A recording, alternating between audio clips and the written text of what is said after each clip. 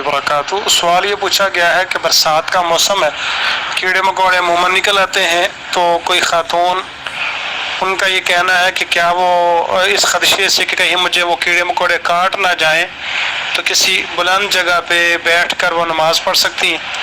देखिए, शरीयत ने जो नमाज का हुक्म दिया है वो यही है कि सल्ली काइमन, नमाज को खड़े होकर पढ़ना चाहिए, बगैर किसी शरई उज़र के बैठकर नमाज पढ़ना ये मना किया गया है।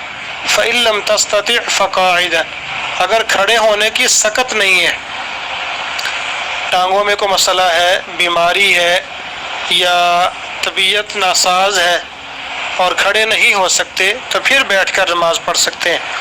और अगर बैठने में कोई ज़्यादा दुश्वारी है, तकलीफ़ है, तो फिर लेट कर नमाज पढ़ सकते हैं। लेकिन ये जो कैफियत आपने ज़िक्र की है, ये जो है वो कुछ शरई उज़र नहीं है।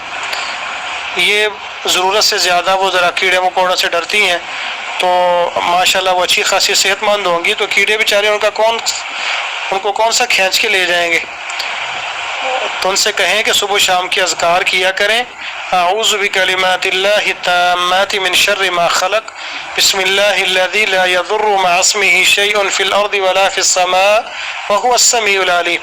ये 3-3 दफ़ा फजर की नमाज के बाद और 3 दफ़ा मगरिब की नमाज के बाद पढ़ लें, इंशाल्लाह कोई भी मूज़ी चीज़ उनको नुकसान नहीं पहुँचाएगी। लेकिन इस तरह बगैर किसी उज़र के बैठ के नमाज पढ़ना ये दुरुस्त नहीं है। अस्सलामु अलैकुम रहमतुल्लाहि व बरकातुहू।